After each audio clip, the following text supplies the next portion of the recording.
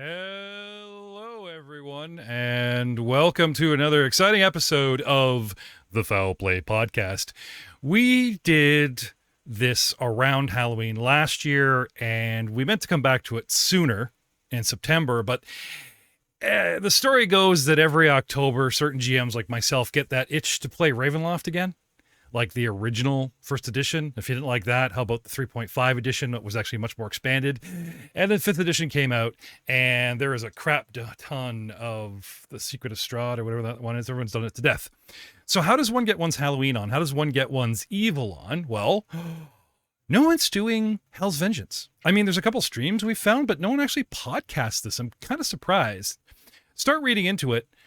It's not that it's dark. It's kind of hilarious. I mean, they do promote the twirling mustache, and to keep in mind, we are playing over-the-top characters to get to our evil on this evening. But welcome back. We have new cast members replacing old cast members. Shall we start? Ladies first, reviving her role as Cymri Stalish, the NPC rogue, second level, even though she was always second level, at the party side. May I welcome back Alexandria Tamlin to the show. Can I ask her to unmute? Then welcome back Alexandria Tamlin to the show. She's not muted. Is her microphone off? I don't know. Oh, look, it's Matt Witt returning as Nico. Hello, everybody. Try this again. Hello, everyone. It's nice to be back. Oh, there she is. There she is. You know, that's okay.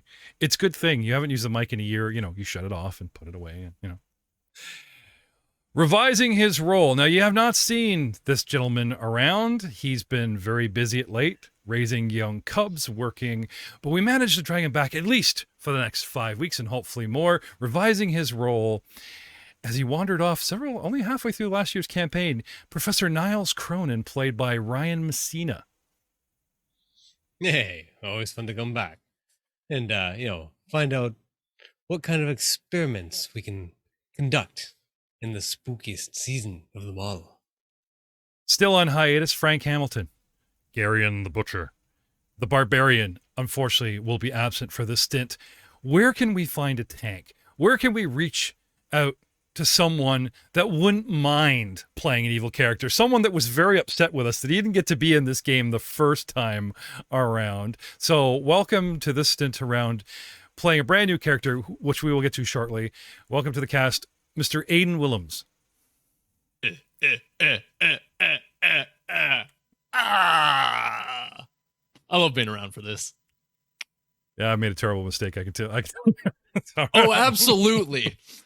Absolutely. This is what you get for not inviting me to the first 2 times of this. Also, we unfortunately didn't get our hands on Joe Gibson, revising his role as the Holy Inquisitor. So instead, we have reaching into our pile of long-term role mongers. We have Mr. Jay Tamlin joining us tonight. This will be fun. You guys really didn't practice those evil laughs, did you? They sound so natural, but they certainly don't sound practiced. So, with 4 players, 1 NPC, not controlled by me for a party of 5, we relaunched. Ladies and gentlemen, when last we left, Niles was absent, Garion was present, and we had just finished running around the entire town, posting the Archbaron's decree. You guys remember this? Yes? No? Yes, I do. We had posted it in a tavern. We had posted at the front gate. You'd posted it near the well. And the 4th place eludes me. Oh, right. The jail, where there was a little confrontation between young Cymri Stalish and her own aunt, the ranger, and sheriff, where you guys demoralized her, beat up her deputies, and sent her packing. And you guys promptly moved in to this lovely little jail. Let me pull up a image of Longacre to show you all. And we'll reference the town as best we can. Technical difficulties. All right. In the town of Longacre, we have so many places, and of course, I'm using the map that's not marked. Fun. You guys took over the jailhouse and found. Do you guys remember what you found? You found some black ruby onyxes. You guys found like a wand of shocking. You guys got all kinds of weapons, and you found some interesting literature written in Taldor. That shall we call it erotic literature, like straight up Taldarian porn that you guys found, and a writ for the ownership of a halfling slave called Ardent. It's all coming. Who got the writ? Yeah. Who got the writ? You guys were just just leaning into this kind of thing. Had decided to spend the night there at the jailhouse or return to the tea house. Do you guys remember? I think you returned to the tea house and go, "Hey, where's Largo? Pay us." And you got paid. Yep. Waiting for you at the tea house, having tea, sitting down on downstairs on the rec couch, you guys spy your old chum that's been absent for like a day and a half, Professor Cronin. As he sits at the table, just scribbling constantly on this notepad, as there's a cold bowl of soup sitting off to the side. Ah, Professor. It's good to see you again, my friend. Nico, yes. It's been a few. You haven't seen Garion around, have you? He seems to have wandered off. It's been many hours since we have confirmed his location. I had a passing conversation with him less than half a fortnight ago. Ah, good. Yes, it was interesting, his opinions. But yes. Can I have a perception check from Simri and Nico, please?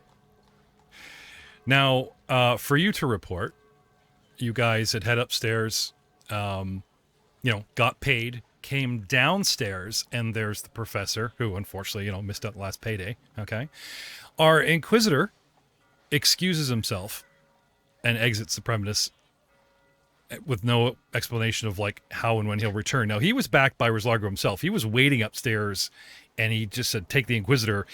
And do you guys remember how the Inquisitor kind of got upset during the sermon? Started preaching from his great big metal book that's chained to him about Chaliax's true religion and that type of thing, right? He did help Simri with a chilly fight against a certain tavern owner, and he did help you guys put up all the notices around town. But now, after getting his money, it's like he can't leave fast enough, and off he goes. Garion is AWOL, but Niles has returned. So, after counting your doubloons down here at the tea house, and already Simri is itching for like the next job, because if also you remember, Rislargo was so pleased, he told you he was going to petition the Archbishop for a meeting. And after reporting to the Archbishop, a message comes back to you guys that if you head out of town, because the man's estate is actually north of Longacre, he would like to invite you and meet you in person. So you guys have a day to shop, to rebuild your party, and to get back onto the road of wealth, influence, and power. What is the top of the order? Rebuild party, shop for stuff, or plan to meet the Baron? Can we not do all of the above? You can. I just want to know which one you want to do first. Well, form the party back up, and then, let's go see if our newfound influence in town has garnered us some better prices in the shops. Okay. Professor Niles, you Yes. you are informed that without a Garion, you don't exactly have a meat shield. However, He was never that in the first place. yes. He was a companion. Call him a meat shield. Heathen. So it's at this time, I suppose, we turn to Simri. Simri's talented at knowing everyone who's anyone in town and digging and has all the contacts in town. And since this is sort of a town of wayward, wandering mercenaries, surely she knows the right place, the right tavern, the right dive, the right back alley to cut a deal. So you guys could send Simri off to wrangle up some help. Will you guys shop? Sure. Will you guys shop? Yeah. It's probably a good idea. I am not local to the town, so Okay. of course I will defer to her. All right. I know a guy who knows a guy. So while Semri heads off, racking her brain, who could, replace the mighty Garion or the zealot inquisitor that traveled with us for obvious caster and meat shield reasons, I would leave Nico and the professor on a quick little shopping trip back in town. Excellent. The butcher, the baker, the candlestick maker. You guys have literally, a pocket full of gold, like couple hundred. You guys were paid like 150 for the first job. Simri score or like 100 for the first job. Simri was paid like 200. Second job, you guys got like 150. Third job, back down to like 100 or something. And Niles kind of missed out on some of this money.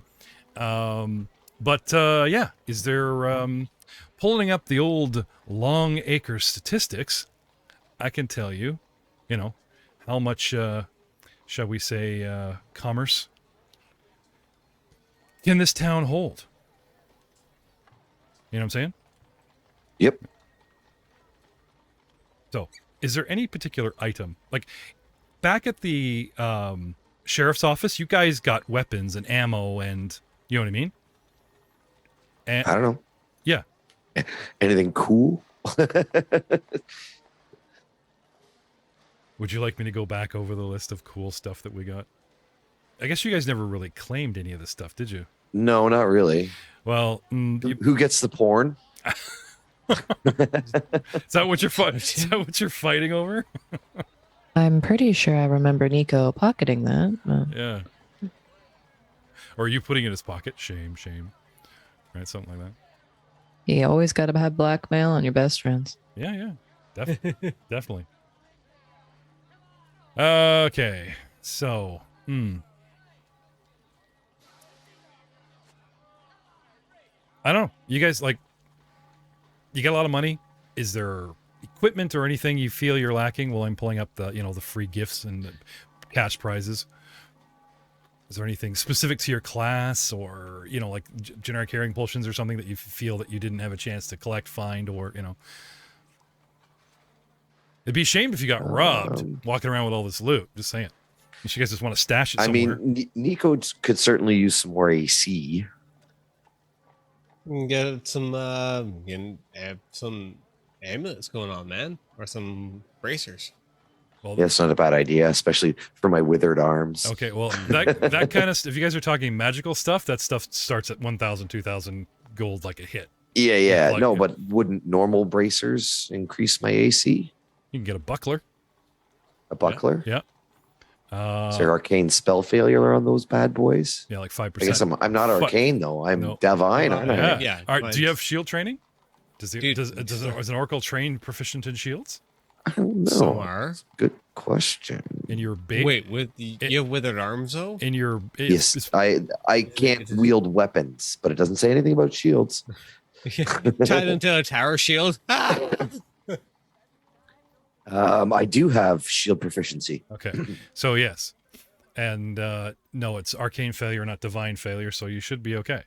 Anyway, a little +1 goes a long way, right? Heck yeah. Unless you want to walk around like with an actual shield. I mean, little buckler probably be fine. Yeah. So yes, I'm shopping for a buckler. Now, with these withered arms, right?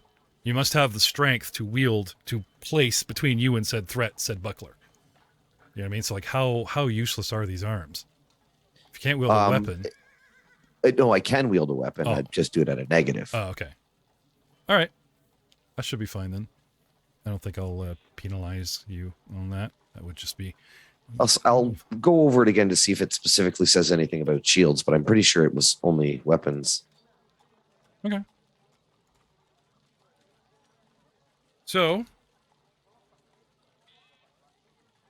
as far as treasure goes, I mean, this town itself, Longacre, okay, the entire town has like 5,000 gold pieces worth of magic in it, tops. And there's nothing in a single item worth more than 1,000 gold. Yeah. Now, with you guys only having a couple hundred each, you're probably looking at something more like Potions, scrolls, yeah, consumables. quick and easy, and possibly some armor. Now, don't forget, you guys also got masterwork weapons from Rislargo for completing your second mission, and it was a masterwork item of your choice, as in like he guessed, you know. I remember Simri specifically got a masterwork dagger, but everyone else sort of had like, you know, what's your favorite weapon? And you know. A dagger for Niles as well. Yeah. So at least you have that with the old +1 to hit because of Mastercraft.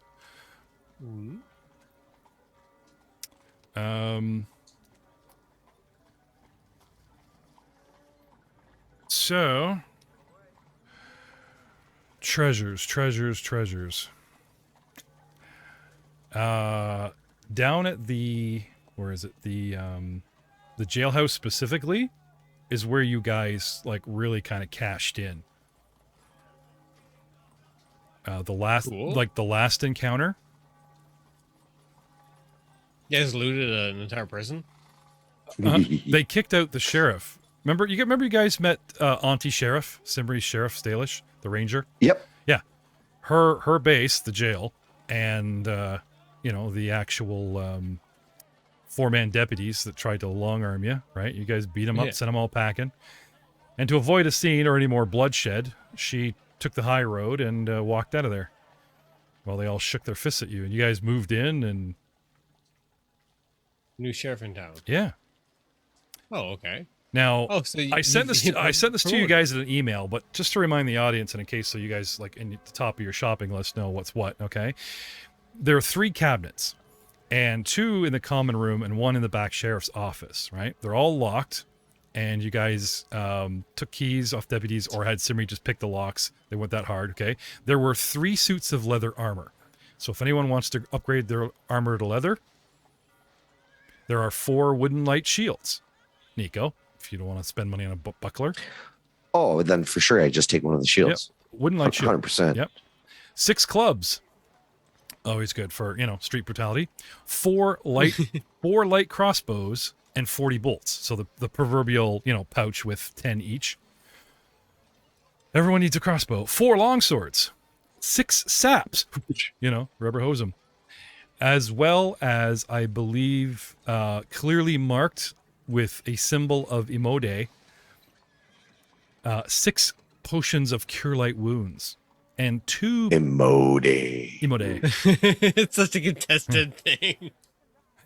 They're all right though. That's the thing. Well, so in case you go south and drink the water, you take your Imode pills. But you know, for right now, you guys are bagging 6 potions of cure light wounds, 2 potions of remove disease. There's a key hanging on a nail that has the word pillory on it. Pillory. You know, the stalks out front where you put the guy in there for shit. Yeah. They're called a pillory. Now, the difference between a pillory and a regular stock is stocks were bound the guys to the ankles and he could sit. A pillory is like a T-bone thing where it makes the guy stand up and hunch over. And that's what's out front. The ones you see in movies where the ones where they throw the tomatoes and the rock. Exactly. They put you out there for Okay. good times in your future, you know. Yeah, wait. Why are we specifically pointing that one out? And that's because there's a big key for it. In those, you know, you guys want to know what was in the treasure list, okay? In a lockbox behind the sheriff's desk, you guys found a wand of shocking grasp, and I think you guys actually managed to. I was being nice, saying, you know, X amount of charges. Mm-hmm. Do we have anyone with the skill use magic weapon, use magic stuff, or just, you know, any kind of arcane caster?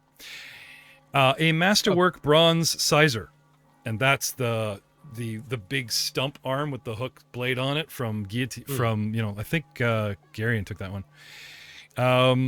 and it's decorated with a skeletal lion. There was a dose of blue Winnis poison that I think Simri took. 10 doses of Pesh. Good old Osirian drugs.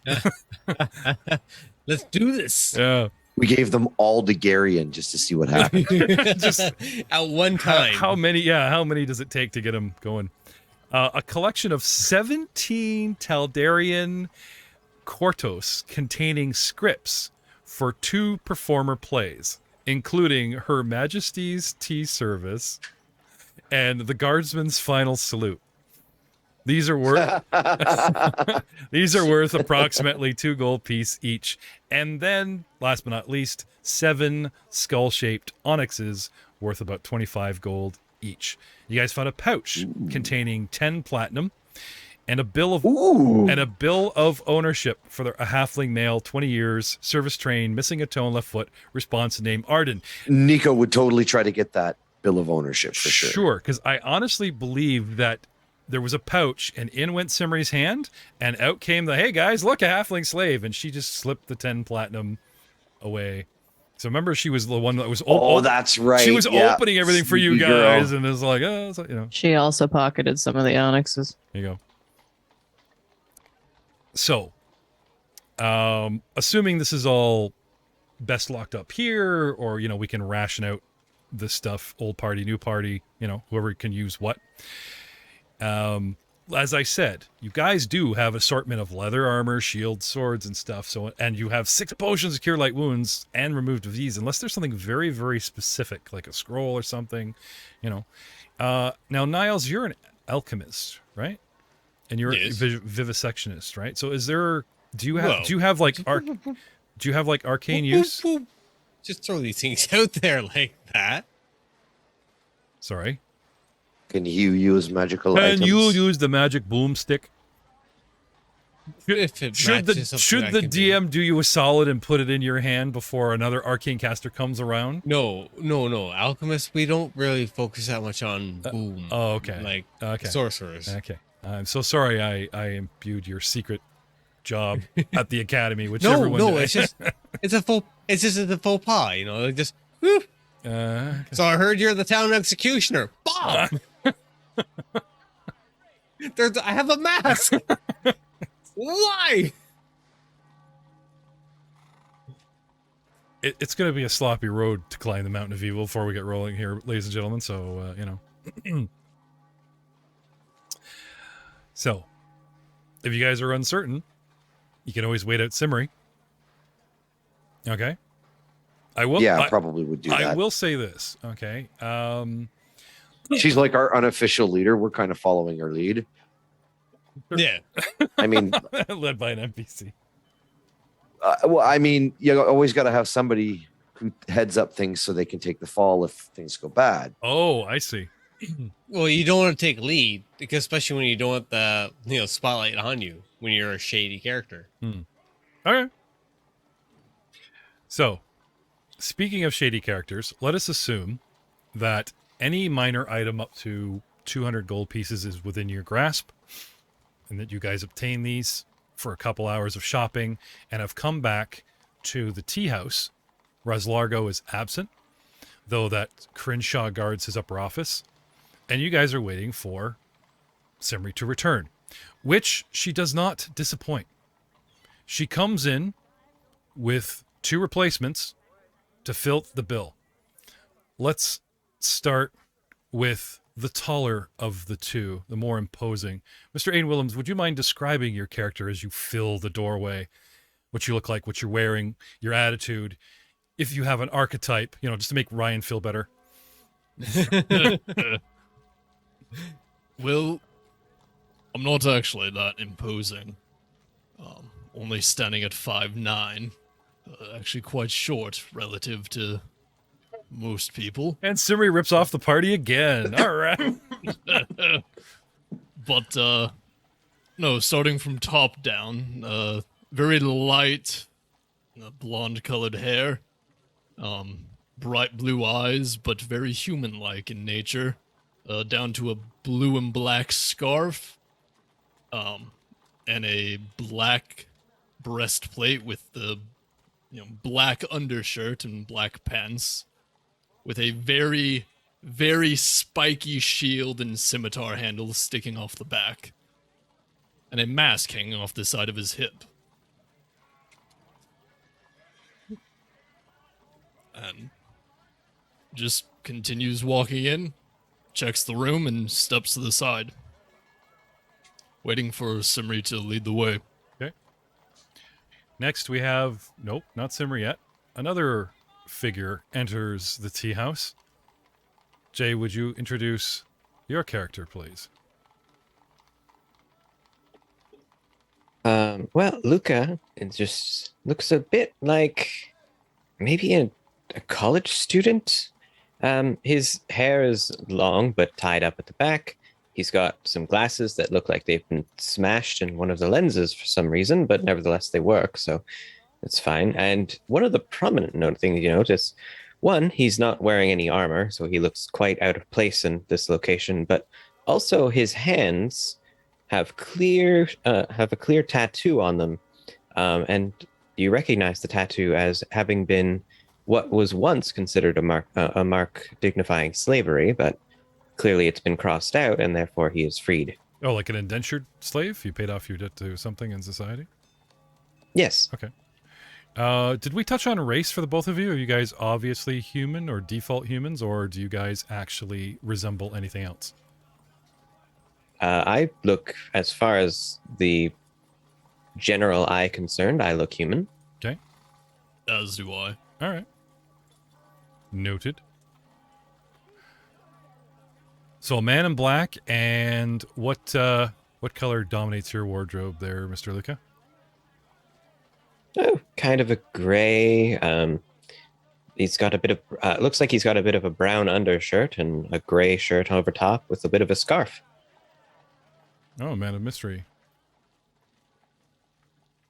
Oh, just kind of a man of simplicity. It's not really much mystery about him. It's just he doesn't really look like he belongs. Okay, fair enough. And finally, Simri enters in. You see Professor Cronin and Nico enjoying a cup of tea and laughing over a story. It's obvious Nico is regaling the professor with like what he missed, the adventures that you guys had done, the posting in town and the chili fight and all that stuff that he'd witnessed. And two things you'll notice about Nico telling a story, okay? Somehow he seems to be the center of the story, no matter what happens around him, without embellishing. It is the subtle touch. So as I dodged to the side, some of the chili splashed upon Garion, and of course, he got very upset. And, he did what Garion does. It was very entertaining to be, for lack of a better descriptive word. So, Simri, introductions. Afternoon, boys. So, this fine, strapping. Sorry, you're just hot on the mic. Okay. Afternoon, boys. I've managed to dig up two fine fellows to join our cause. This strong, strapping beast of a man is Inram? Rami? I don't know. What do you prefer to be called? In Rome. Yes. And what do you like? Going through strolls in the park? Purpose in life? Why are you joining us today? As I heard there was good money to be made. As you can see, a man with simple pleasures and tastes, perfect for our cause. And this is Luca.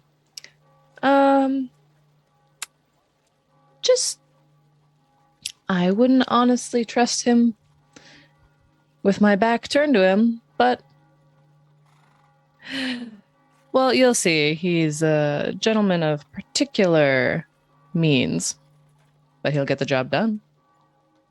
I certainly do believe so. Although I'm not quite certain if I should take offense to the not trusting with the back turned thing. I like to think I'm a fairly kind person. As Perhaps well you as want to kindness can get you in this area. tell the boys where you're from? Oh, I'm from here. Where from here? Ah, well, my master never exactly told me his name, but there was an old wizard in the area, and for the longest time, this was probably about 30 or 40 years ago, he was the local conjurer. He'd be the one responsible for conjuring the demons that would be sent to communicate with the capital and back and forth, and I was his, well, say I was his assistant. And we all know that assistants want to eventually be their own masters. And you'll do anything to get that. So long as it does not break the covenant with hell. Letting the gentlemen explain their position themselves, it's obvious that the sword-wielding, simple man getting the job done is here to replace Garion, and the more interesting, shall we say, not fanatical, not a zealot like the Inquisitor, but certainly enthusiastic gentleman is Simri's choice to replace one of our casters. Oh, interesting. How kind. Thank you for saying such a thing. He also has a sixth sense. He can hear voices in his head from my own. It's kind of creepy.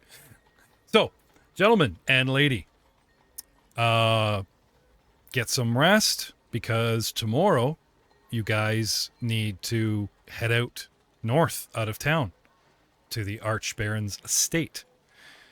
So shall I assume, unless anyone has some personal business elsewhere, that you all get to know one another's, discuss tactics, your strengths, your weaknesses as the sunset and the new day dawns? So, I just want to make sure we are leasing horses for this journey, right? Yes, I just absolutely despise walking in the daytime. I assumed as much, but I didn't want to make that assumption basely. You guys wish to purchase horses? How much are horses? They're like 75 gold for a riding horse. And that's not that's a bear horse. That's not saddle, barding. Well, that's also for buying outright, right? Correct? Contemplate stealing them, I think, is the thing to do. Appropriate. All right. No discount like the 5-finger kind. Sure. All right. Could always chip in on a carriage. Oh, yes, a carriage, riding in style. Yeah, I think a decent horse and cart's like 250. To buy, but maybe not to rent. It's to rent. People don't rent their stuff. They have use for their stuff. If you want to become the new owner, there's no... You telling me you can't hire a coachman in Galarian? In Long Saddle, this is a backwater little town. There's not okay. enough, people walk where they want to go. It's a small town, dude.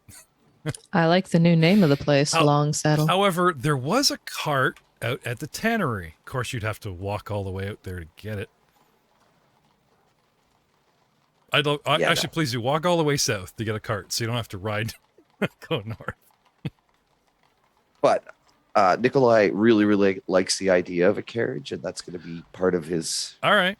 Actually, could you hold on for a moment? Do you know, where was this carriage? There was a cart at this the tannery. Where? Okay, at the tannery. Oh. How big is the cart? Do you think... Couldn't couple people. one person move it? A couple people? It's a hand cart. It's like, it's like a giant wheelbarrow. So it's meant to be carried by one person. It's meant to be moved by one or two people, and you could cram like 3 people in it. Excellent. Not comfortably. In that case, hold that thought for a moment. And I'm going to just, since we're not really doing anything else, can I just find an unsuspecting person and cast Charm Person on them? Sure. You just wander into town. Just kind of wander outside. Horse and cart. I like the way you think, Jay. All right. So you, find some pedestrian and like hey, buddy, want to buy a watch? That kind of thing. Just cast a spell in his face. All right. Yep. So what is your willpower save one must make for the regular townsfolk that has, like, rolling off of raw dice? Again, since I'm not really doing anything, let's make that. And I What? It's got to be like at least get 11. to show off. I'm going to. Oh, I'm going to make a good impression here. So I put a little bit more oomph behind this spell, and the DC is 17. Okay. I got close with my Hell's Vengeance dice, rolling a 7, just lacking the 10. Good to see you, friend. Hello, it is good to see you as well. It's kind of dark. I think I recognize your voice. Guy squinting at you in the night. Indeed, it's certainly been quite a while. You wouldn't happen to... yes. Do you happen to have a bit of free time? I was just on my way home from the local tavern. Can't keep the missus waiting. Of course you can't. In that case, I think I might have... speaking of the missus, how are things at home? I can't... Oh, last I heard Julia there and was the a bit of kids. trouble. Julia and the kids are fine. Thanks for asking. They're fine, yes. But when was I think I heard her mentioning something about a lack of a spark and romance. I have a present for you. Yes. What? I have a gift for you. Julia's cheating on me? No, not cheating. And I turn around and cast prestidigitation to produce a small bouquet of flowers. Oh, Give this to her from you. It's your idea, of course. Oh, I'm sure yeah. things will go quite well. But yeah. I do have a request for you before I can hand this over. Oh, thanks, man. Oh, what? Out at the tannery, we have one of my carts is out at the tannery. Do you think you could bring it into town for me? Oh, I'm sure she won't mind the lateness. Oh, yeah, the tannery. Terrible what happened out there, eh? Robbed, and then he was yes. killed, and that poor dog. Oh, Oh, such a shame. But as you can see, with what happened out at the tannery going on, it's really problematic for me to keep my cart out there. Do you think you could bring it in for me? sure. No problem. Thank you. See you Here's tomorrow. the bouquet. I'll meet you there. He starts walking off. No. I do need it tonight. Oh. Look, That's why I give looking you at these the flowers. Looking at the flowers and doing the math, right? And then he's like, "Oh, because if I help you, I'm going to be late, and that's why I need these." Oh, And the you're flowers. smart, friend. All right, man. I can't say no to you. And off he goes into the night. One poor It's human, appreciated. torchless, lanternless, staggering off into the night. I hope the wolves don't get him. Man found killed, mauled to death on side of first level plan goes sideways. All right. So, mission accomplished, Luca? Anything else you want to do while you're wandering the streets, or you head back, confident that your new friend will bring the cart? Oh, little child over there, urchin. Calling one of the locals, Okay. homeless. Here's a coin. I hand him a silver coin. Follow that man, and if he happens to not be able to come back here, please let me know. You won't. Don't be seen. You want me to hubble him? Says little urchin, Oh, no, pulling out like a little shiv. Like thought you meant. No, you no, want to no. make sure he doesn't Just come back. Just ensure that he does. Oh. And should something befall him on the trip, please come back to tell me. Don't cause such a thing. That would be foolish. Who are you? Does a silver coin require a name? Fair enough. I'm gonna call you Sucker, and he bolts with your money into the shadows. There goes your silver coin. Perhaps he will do the job, perhaps not. So, morning comes, the sun rises, and out front of the tea house, I'm assuming you gave him directions, Yeah. right, is parked. Do you remember the old couple that we fought with the cart full of pots of crap? Wait, the sentence you just said. Remember the old couple we fought? Yes, at the tannery. Not besides the guy with the crossbow and the lovely dogs that we murderized. There was an old That couple. wasn't- yeah. There was this old couple, a man and a woman, pushing a cart.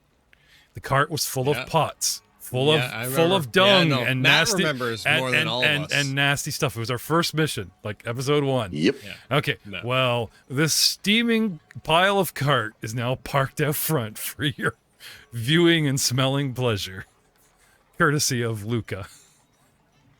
And flowers that disappear when the spell ended, and the guy swears to God he had flowers for his wife, and that's it. I should have listened to my mother and my sister. I want a divorce. She bails on him. Poor good. Chaos and courage. That's right. So next morning, we're up. We stretch, because stretching start your day even when you're evil. Good idea. And there's a cart out front, and it's a hand cart. One person can push it. It is filled.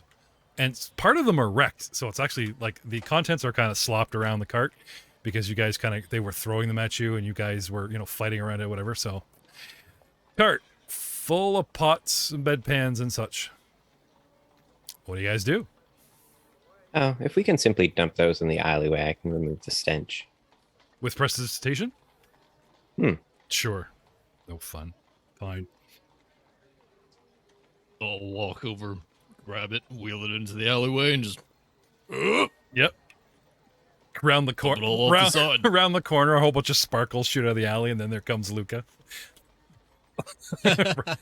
Not only is the car clean, like Rom here just looks like his armor's all shiny and shit. It's like, all right, Slight smell of roses. there you go. He smells of lavender and cinnamon, even dead. Bad day for whoever owns that alleyway. There you go.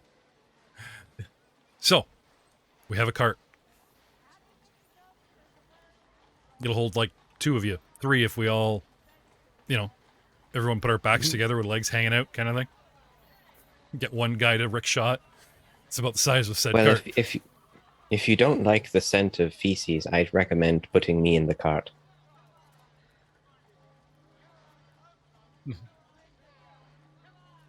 So who's riding? Who's You. pulling? Nikolai's riding. Okay. in Rom. I'm already in position to pull it. Okay. You want to squeeze in there, Professor Simri? I'll walk adjacent. It's interesting as enough as it is. Simri, you can drop the tailgate on this thing. Would kind of make a third seat. Wouldn't be so bad. Yeah, enjoy the chariot. Sure you go. So, walking out of town and up to a dark, forested, winding path. Ooh. Little, little spooky. Even Spooky force. in the even within the the dappling morning sunlight,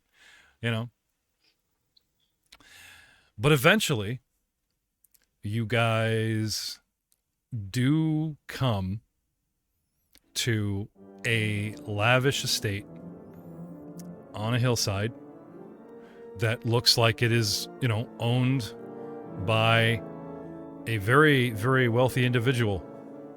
Rizlargo and Simri tell you that the Archbaron, Darylus Fex, has ruled the entire region for several years. And it's not one to put in personal appearances. He, has agents, men, guys like Rizlargo, that type of thing. He's not one to parade through towns like a president waving, that kind of thing. I'm not saying he's some kind of recluse, but he's certainly not someone that exposes himself often or without good reason. So you would assume he is at home to meet you, greet you. At least that's what, Rizlargo promised if you guys head out there the very next day. So, any last minute preparations as you guys are literally, engulfed by the sight of this place? Nope. Nope. No? Nope. All right. Oh, I cast Mage Armor. Okay. And suddenly look like I'm wearing armor, which is fun. And just make sure that we're wearing our proper loyal sashes. Loyalty sash. You would take that off? Only to not get it dirty. Ah, Wait, do I need one of those? As you approach, sharp gables and tall, narrow windows lend the Archbaron's manor a more like abbey type of quality, as though this were more of a place for study and solemnity than one of leisure and laughter. A motif of a rampant stag with antlers bloody from battle repeats several times among the iron rooftops, and the crest above a massive stone entrance. In the distance, amongst the narrow windows at the very top, a solitary stringed instrument, perhaps a violin melody, wafts out of this abbey-like structure and down across the spooky woods that we're leaving. As if expected, but not manned, we come across a drawbridge that lowers itself as you approach. And as you cross its threshold, a single gong sounds resonating around the tower grounds. Sometime later, you find yourselves welcome, expected, and sitting, drinks in hand, in front of a large hearth with a warm fireplace in a parlor. You were expected, said Rislargo, welcomed, and quite promptly, first thing in the morning, attended to, and sit waiting. And waiting. Look around the room. The red and black and gold motif is, shall we say, dominating the decorations within the manor as well as without. And the familiar, because it literally is on those armbands that you guys were got for your mission, you know, the dueling bloodied stags with battle horns, repeats itself so many times. The corners of furniture, wall frames, doors, like this thing is set everywhere. It's almost gauche. Just carefully sipping at a drink. I really must ask him about his interior designer. Do we know this emblem from anything? It is the Archbaron's personal emblem. Okay, so no specific historical significance other than to him. Not that you recall. Knowledge local? Knowledge history? I think I know quite a bit about town. Don't think I know much about history. Loop. With a whopping 14 for knowledge local. If there is, from like the birth of the Fex family, it's, you know, lost in obscurity and known only to them. It's not something, you know, like obviously it was crafted for a reason, something that was important to the family. Maybe they're big in hunting, but, you know, nothing prevalent as far as tied to Chelik's history that you can recall. So, finally, the violin melody fades and organ music plays as if dominating the entrance of a man wearing black and red and just as gauche as his surroundings. And I will pull up the image.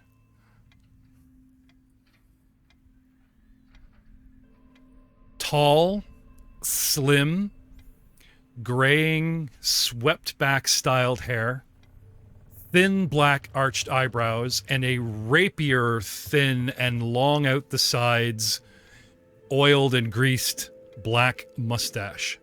A very long and narrow face with almost pointed ears. Dark, squinting, sharp eyes regale you from the doorway as a man that could only possibly be the Archbaron himself sweeps into the room.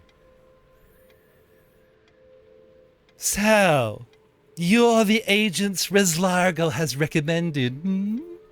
I can't say what I've expected, but that might be a boon in the days to come. I am Darylis Fex, the Archbaron of Longacre.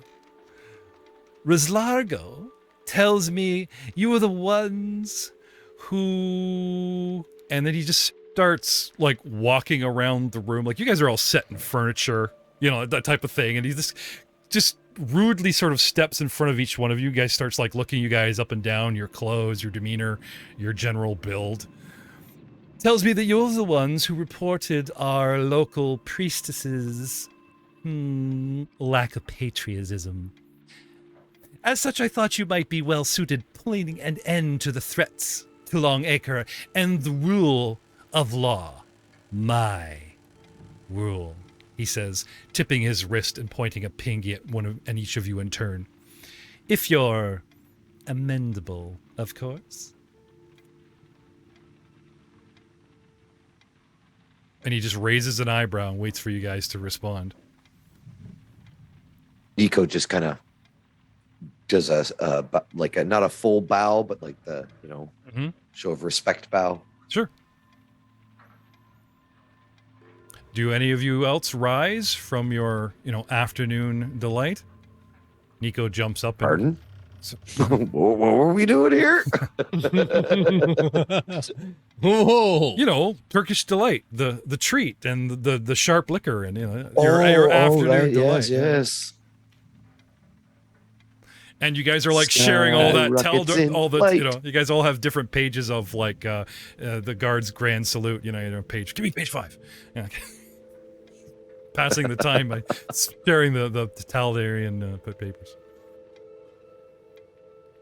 With a kind of empty-faced grin on his face, Luca will stand up and also bow, my Baron. He nods of each of you. Decides it becomes sort of awkward and just sort of, harumps to himself like, well, I guess that's all the, manners I can expect from this lot. So, he goes and sweeps his cloak behind him and sits at a large desk that dominates the far end of the parlor. There is one other matter to attend to. Queen Abrogale has decreed that in this time of national crisis, all agents of the crown must reaffirm their loyalty to their lord, House Thrune and Cheliax, by swearing the Hellfire Compact. If you're to serve in the Queen's name, I must insist. And again, he waits for you guys to ask questions, jump up, swear fealty, lick his boots, all that kind of thing. Yeah, Samiri will rise, give her swift bow, and say that, of course, she will do anything in order to prove her loyalty and put the Baron's mind at ease, and that her men will also do the same. Now stands up. Of course, the Queen has my absolute and utter devotion. He turns to And again with the same bow. Not saying anything, just an acquiescent bow. And Rom will go from sitting into more of a, one knee kneel, head down. Okay. Just give a nod. Well, I am afraid I'll need slightly more than your word.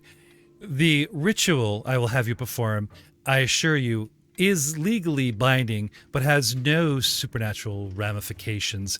Despite its name, no clergy, deity, or devil is actually involved in the compact, I assure you. He says with a very oily grin. Sense motive. Sure. All around? I'm assuming Yeah. you guys would just start spamming those buttons without even saying, like, you know, every time an NPC talks, I can just see, like, you know, the thing just starts filling up with sense motive, sense motive, sense motive, sense motive. Don't be shy of those dice rolls. That's a 9. Okay. You guys can also go with religion and local knowledge. Like the Hellfire Compact is something that's a legal abdication put out by the Queen recently. So, you know, if the guy's got a poker face, you know, there may be another way around. Nikolai got a 15. Okay. Knowledge local 17. Knowledge religion 13. Okay. Simri is knowledge just religion 21.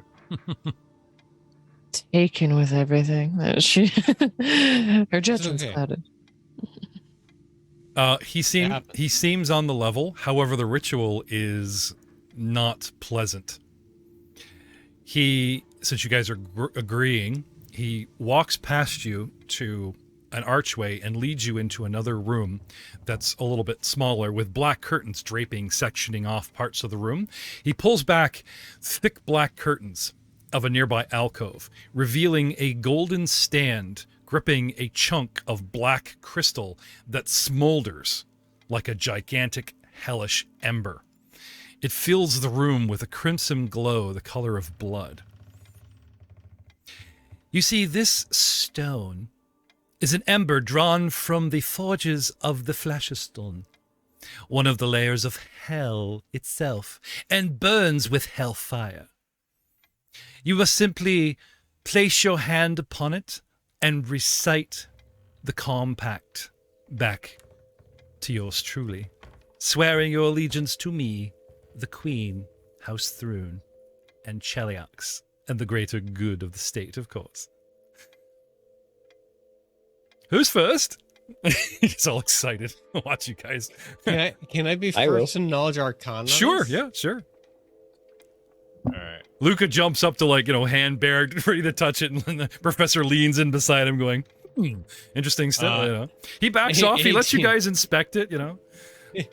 How do you feel? Yeah, you know, there's like Luca. I've just sucked 1 year of your life away. Exactly. Uh, Luca, you... waiting to hear exactly how the knowledge checks went Oh, first. okay. But Sorry, I thought you I were will like... be the. Okay. I thought... I will be very happy to do it. It's Yeah. depending on the result. I think he needs like experimentation. You know, you slap your hand on there, and Professor appears that there's a burning sensation. My arcane knowledge is exact. Nikolai notices the hesitation from the rest of the party. Yeah. Stands up and pulls his sleeves back on his robe, revealing his like horribly disfigured and burned arms. Oh And my. he just looks at him and says, I fear no flame. Puts his hands on and Okay. Ryan, this is the real deal. Like, All right. do you have planular knowledge? Let's see. I can make do. a roll. Yeah, go ahead. I have. That's my untrained planar knowledge of 21. Okay. Because of your arcane knowledge and Luca's actual knowledge of 21, right? So yeah, Nice. this is the real, Yeah. like, if we would go with default Professor Niles, no organic rock acts like this does, unless it's enchanted or the real deal from untrained in your previous arcana roll. Luca, for as human as he looks, you know, you feel a certain kindred in the blood to this stone as it smolders away, as if its presence wishes to dominate this alien landscape to itself. This is the real deal. It is a rock from hell.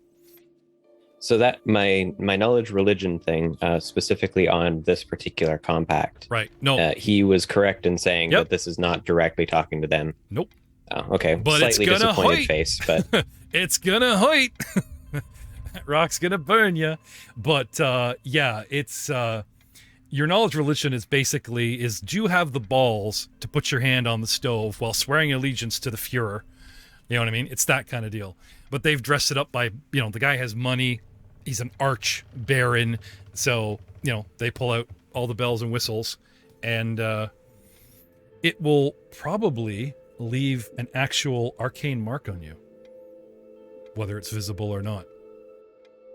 But no, it will not make you subservient to anyone as far as you know. Oh, well, with a slightly disappointed look on his face, Luca will happily as you can be while still disappointed, Okay. reaches his hand out and also touches and swears allegiance to the throne and the laws of Cheliax. Okay. So, Nico and the Baron are oohing and ahhing. The Baron actually steps in front of you, Nico, giving Luca his chance. Right? Okay. Have you done this before? He says almost excitedly. Have you sworn allegiance to some other lord? In the name of Cheliax and the Queen? That's a good question. I don't know if I actually worked out a backstory for exactly No. why my hands are new. We had something in mind, and no. Okay. But But of course not. It was a simple accident when I was a child, but I have to admit this is quite mesmerizing as I stare into the flames. Ooh. And noting Luca finally getting, the thing, he puts his hand and starts mumbling, right? The Baron cuts you off, sweeps sideways over beside the stone, right? And starts talking over Luca to correct his words. I swear my absolute allegiance to Archbaron Delius Fex. Nod, nod, nod. Say it like that. I swear my allegiance. Slowly. I swear my allegiance to those properly above me in status, to the Imperial of Cheliax. No. I cannot. I swear my absolute allegiance to Archbarius Delius Fex, her Inferno Magistrix Queen Abigail II, and thrice damned House of Thrune and the Empire Cheliax. That's not so hard, is it? Well, it would be problematic to swear my undying allegiance to you when I do owe that allegiance to the Queen herself. Me, the Queen, House Thrune, and the Empire Cheliax, each one above the other. It's sort of a tiered pyramid. Exactly. Screen. So, Which is exactly what I just said. Perhaps we should start over. Watch. And he waves Nico forward. And he's flaring his eyebrows at you like, you better say it this way exactly as I tell you. I swear my absolute allegiance to Archbaron Delius Fex, her Inferno Magistrix Queen Abigail II, and thrice damned House of Thrune, and the Empire Cheliax. Yeah, that's what Nikolai says. Yeah, you see? I raise my hand in the back. I give him the stink eye. I look over at him and give him the stink eye. It's not that difficult. Yes, you in the back. Do you have this in writing so I can just read off that? Anyway, sometime later. Okay, let's fast forward a couple of hours, right? Most of you have, but he's still trying to get Luca and Rom. Rom just keeps forgetting, and Luca keeps changing the words, and he's finally and the worst part is, he's looking from Luca to, Luca's got his hand just smoldering away. No pain, not just sitting there, no, I want to say that, and he just can't believe that the guy's just burying the incredible pain, because it does hurt. You guys take, unless you're immune, 4 points of hellfire damage to your characters. Ow. Yeah. Is hellfire damage considered fire or Oh, sorry. It's divine? considered half fire damage, half unholy energy. I would try to bluff my way out. So what? Hover your hand so close?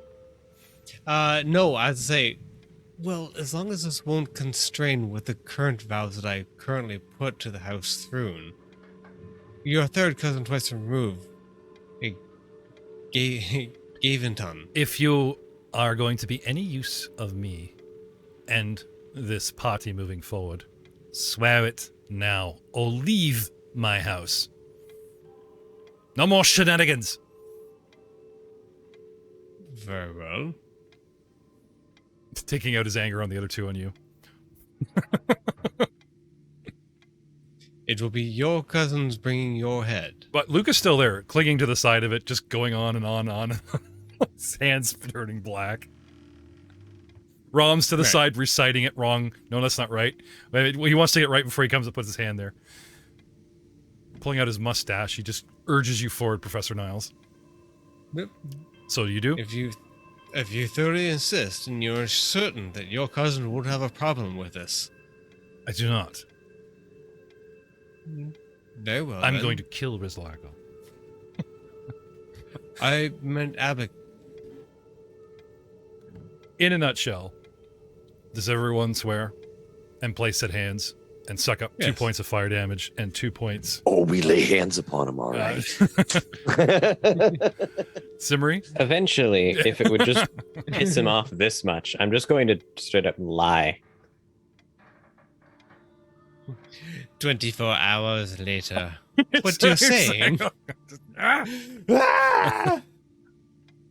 I'll stand here as long as I can handle the pain. And I don't take fire damage unless it's over 5. I know. So I can handle a fair I know. bit. It's just like, you're just sitting there. It's like, well, every time I touch it, like again and again and again, I re-roll the dice. But because I had you plastered on there, you just take your 2 points of unholy damage and grit your teeth. And, you know, he's going through everybody else. So, more or less, for better or for worse. However, does anyone have good in their alignment? You guys are neutral or worst? I'm assuming not, because you'll actually take double damage if you're a good aligned creature. No, there's no good in my No. alignment. Yeah, that Unless you mean good at evil. I follow the law. Okay. When you guys are finally done, the Hellfire leaves a scar shaped like the symbol of Cheliax upon your flesh.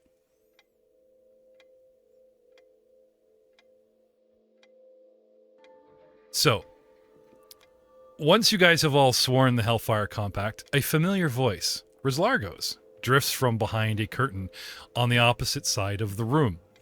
A little hesitant after all those shenanigans, but as he speaks, he tries to gain confidence and distract the Baron from what has just happened to him. I told you they'd be up to the vow, Rizlargo says, and eager to get to work, I suspect. Which is good considering what I've just uncovered. Archbaron Fex impatiently crosses the alcove, pulling back the curtain. There's no need for your dramatics any longer, Rizlargo, he says. Inside the alcove sits a stool and a writing desk, heaped up with pages, overflowing onto the floor. Clinging to the desk, almost unbalancing it, is a bloated fly abdomen of monstrous proportions, from which sprouts a chubby upper body of a human infant. A neck hidden by fatty folds swivels, and a pair of block, compound fly-like eyes squint against the light as insectile mandible mouthparts flex enthusiastically between pudgy infantile lips, and Rizlargo's voice issues forth from this thing. As you say, my lord. And I shall post the most interesting image. Now, this is the Rizlargo that we know. Yes? no. No? Well, Is it? oh, yeah, sorry. Yes, yes, yes. Sorry, yeah. What? Right, sorry. Kind of. Right, sorry. Okay. And calling up the... do you guys actually have any minor magical healing or healing skill to, assuage the pain besides somebody's immunities? I don't. No.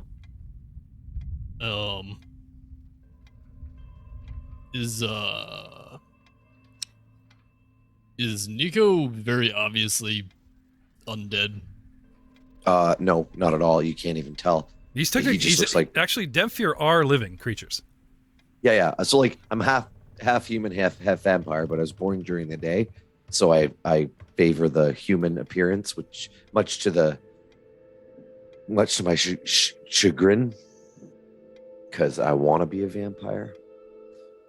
There are now 3 characters that are more than human, but look quite perfectly, acceptable in human society. I'll give you that. My teeth are just a little bit pointier, but I think I have you beat there. yeah.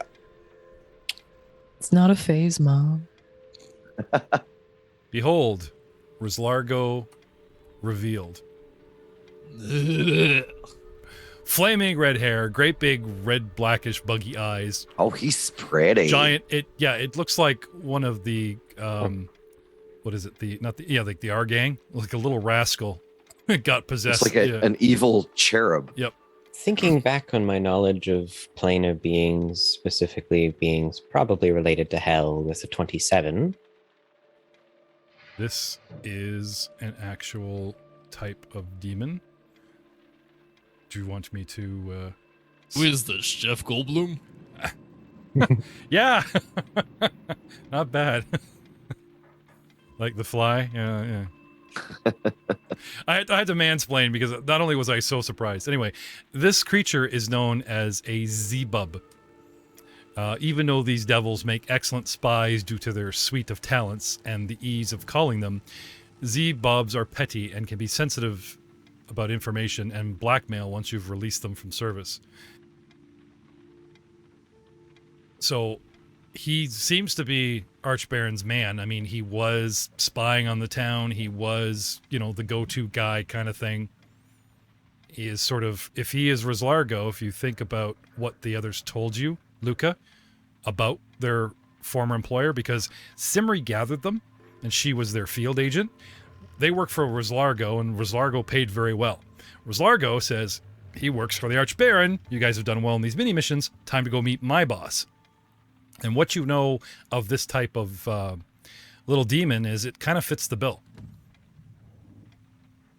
This guy works, apparently, for the Archbaron, who just solemnly swore that your guy, solemnly swirling on the Hellstone, would have no ramifications to any demons or devils.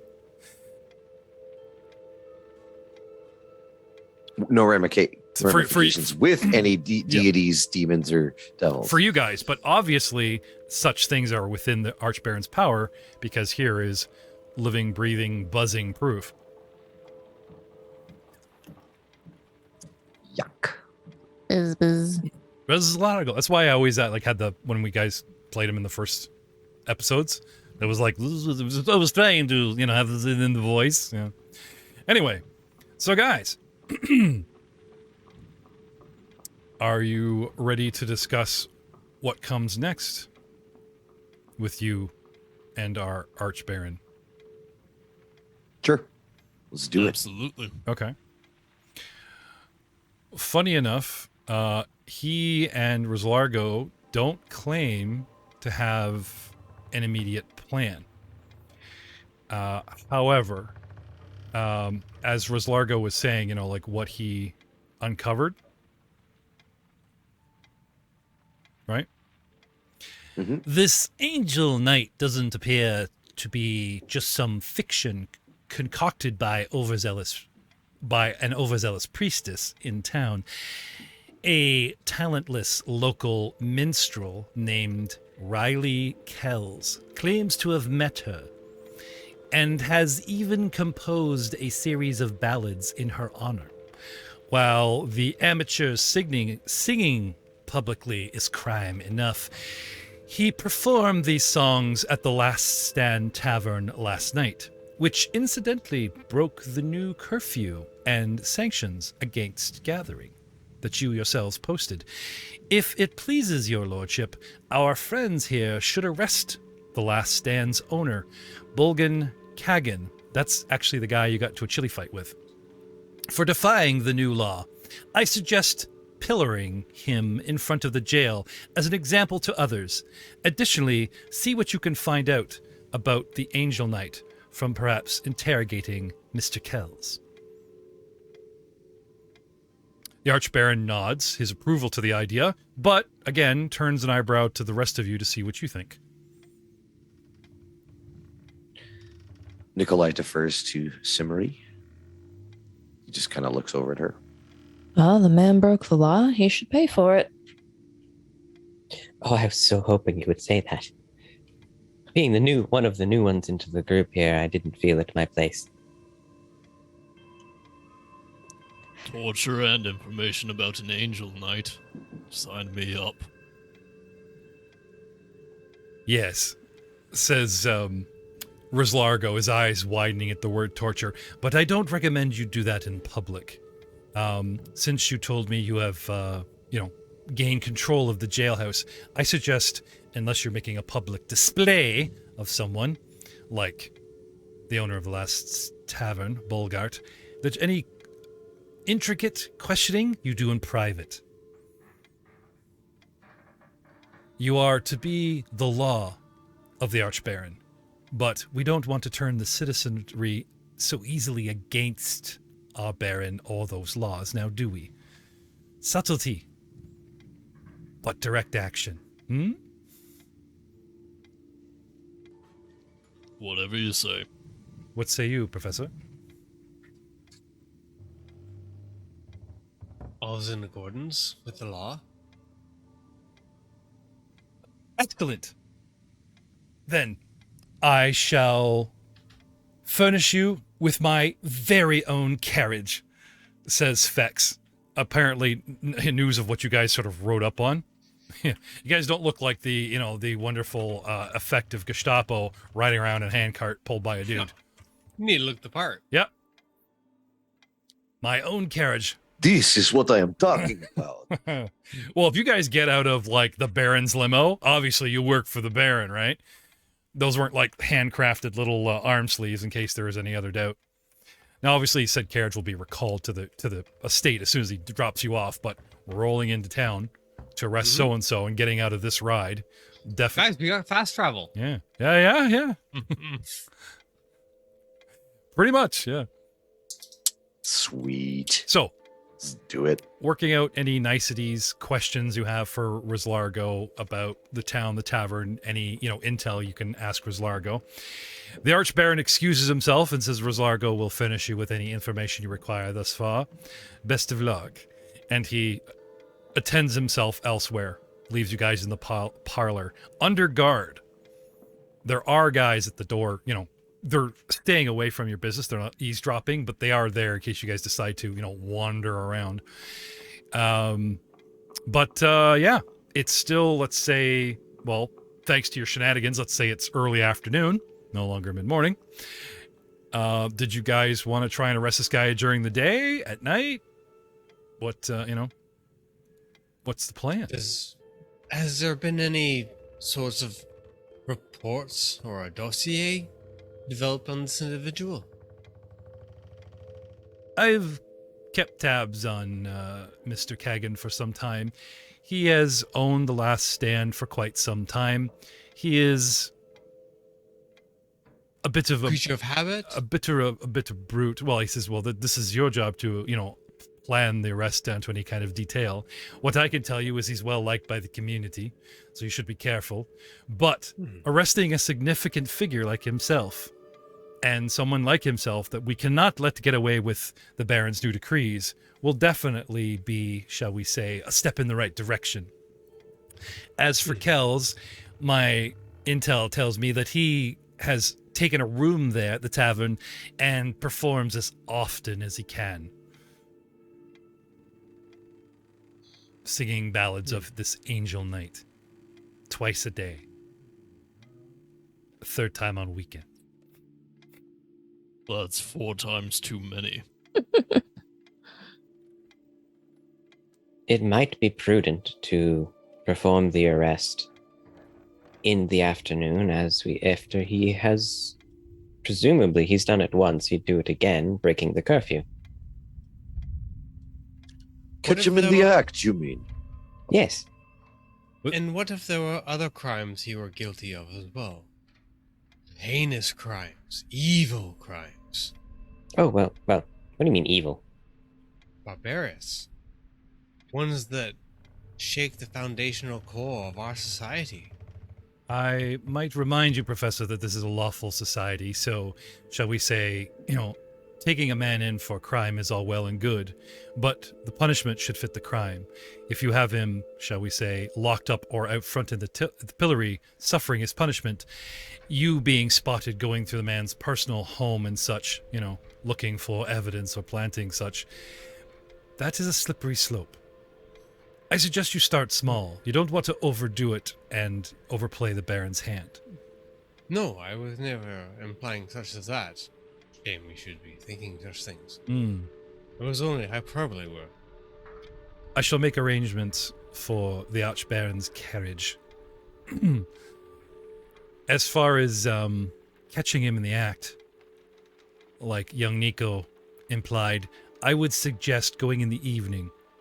Humans like to finish their daily toils, and it's just habit for them to gather. And we just can't have them gathering in great numbers, can we? And with that, he leaves you guys to, decide whether to jump in the carriage now and head there for like the afternoon meal or the evening sup, or, wait till literally after curfew to see if a bunch of extra people are in there. You guys would be further in the right by going at night, but you'd have more people to deal with. Yeah, but presumably they'd be drunk. That's true. And you guys are presumably the law, right? You'll have to go a quarter past. Yeah. Anyway, two simple options. Yeah, wait till... Yeah, they're definitely in guilt of breaking the law. Getting close to it. And the scene fades back as you guys hammer out the details about, drumming up charges for assaulting officers of the law and, arrest warrants and going through personal belongings and that sort of thing. And we will see you next time on the Foul Play Podcast.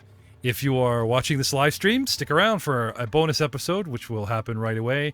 And if you are watching this on our website, www.rollmongers.com, on our YouTube, well, don't worry, we're actually going to try and stack and release these as quickly as possible. Say goodnight, Professor. Good night.